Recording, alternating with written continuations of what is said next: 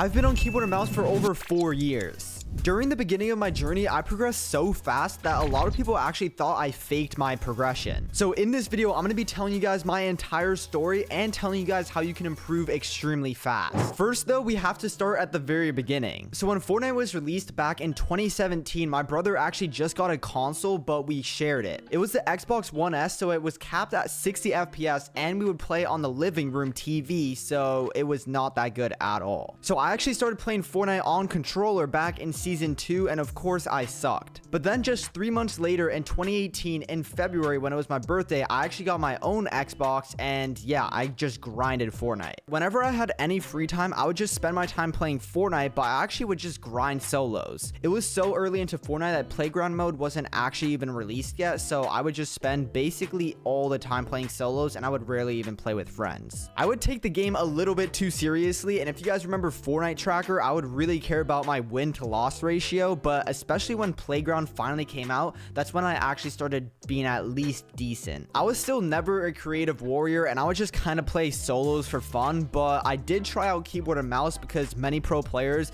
were kind of starting to pop up like Mongrel and Clicks, but I just sucked at keyboard. It was extremely hard for me to get used to it, and my keybinds sucked too, which probably made it even worse. So basically after 1 hour, I just gave up. Fortnite Arena and tournaments just started coming out, so a lot of people actually wanted to become Fortnite pros. Of course, I thought I could become a Fortnite pro even though I was an average player, but as soon as I got into stack games with the Xbox One S, it was just terrible. It would go down to like 40 FPS, and it was just very obvious it is basically impossible to actually get good on an old gen console. I actually never even played Claw, so I was super limited in how good I could get, and by the time season 8 or 9 and creative was already out, I was basically completely capped at my skill level. But I still really wanted to get better at the game, so it was actually at this point in time where I really started saving up for a PC. I would save pretty much all my money from birthdays and Christmases, but if I actually wasn't saving that money for a PC, I was just continuing to build my setup. So I finally got a 27-inch 60Hz monitor, which was a huge improvement over the TV I used to use, and I bought an overpriced Alienware keyboard and mouse. It costs like 250 bucks, and now especially you don't need to spend more than $50 for at least a decent keyboard and mouse. Finally, when Fortnite Chapter 2 came out, I was still on console and I did not have enough for a PC, and of course there were no new gen consoles. So I was still stuck at 60 FPS, and a lot of my friends pretty much were quitting Fortnite at this time. Finally though, I saved up about $800, and it was actually Chapter 2 Season 2, and of course that was actually when COVID happened. So of course I had a ton of free time, so I thought it would be the perfect time to get a gaming PC. So I at least wanted a GTX 1660, and with the graphics card prices literally raising up so much, basically the only decent PC I could get was 1.1K, and that even had a 1660. So I still had to pay my parents back over $300, which I did over the next couple of months. But unfortunately, I actually did quit Fortnite at this time. Valorant was just popping, and basically a bunch of Fortnite players were switching over to Valorant, just like Benji Fishy. Valorant was super fresh and new, but again, after 6 months, it kind of got boring for me, and I decided to switch back to Fortnite. But I made probably one of the most important decisions of my life. I actually decided to play Fortnite on keyboard and mouse. Not only that though, I decided to actually make an entire YouTube video about it, which is the very first YouTube video on my main channel. So since I was dedicated to making this 1 week progression YouTube video, I actually stuck to keyboard and mouse. And something that was really important was I actually think I found some of the easiest keybinds for a beginner keyboard and mouse player to use. I basically found out that if you put Q as your wall and your 2 side buttons as your floor and ramp, you could literally just press Q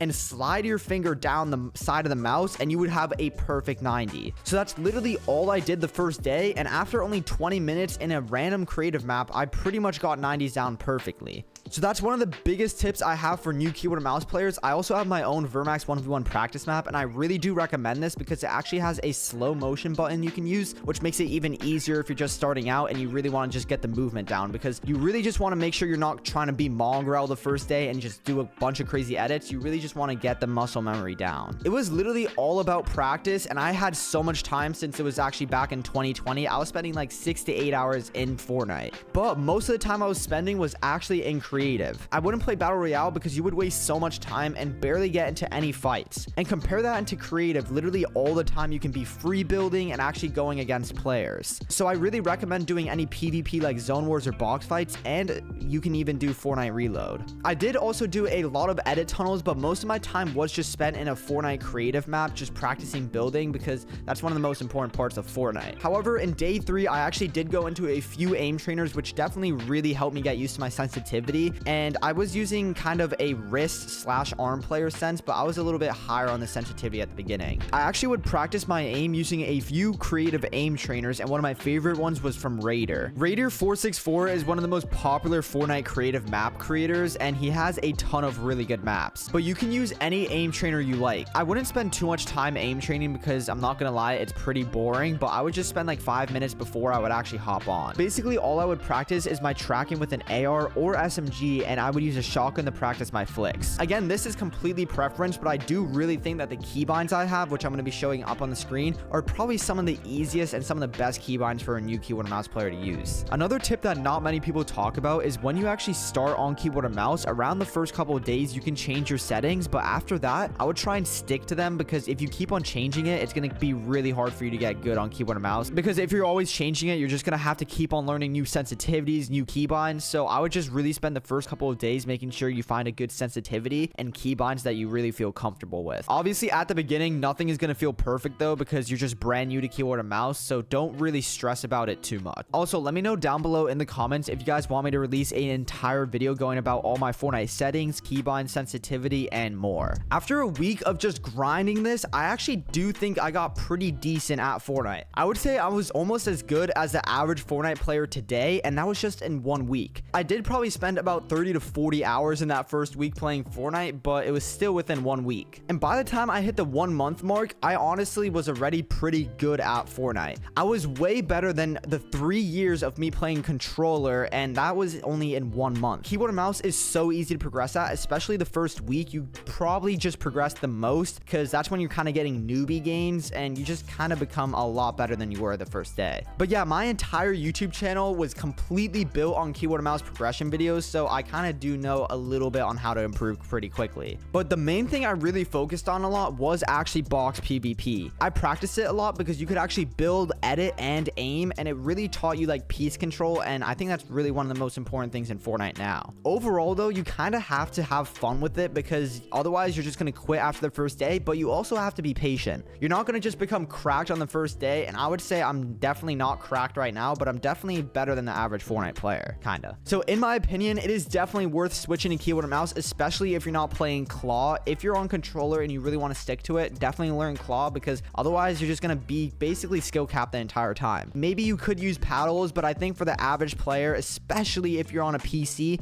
keyboard and mouse is the move. You can also play a lot of other games like Valorant and CSGO on keyboard and mouse as well on PC, which is really, really helpful. If you guys want me to drop an entire video on my keybinds and settings and exactly what I think is best for new keyboard and mouse players, let me know in the comments down below. This is my second channel, and if you watch all the way to the end, make sure you drop a sub because we're trying to hit at least 100k subs by the end of the year. More importantly though, remember Jesus loves you, and that's about it. God bless.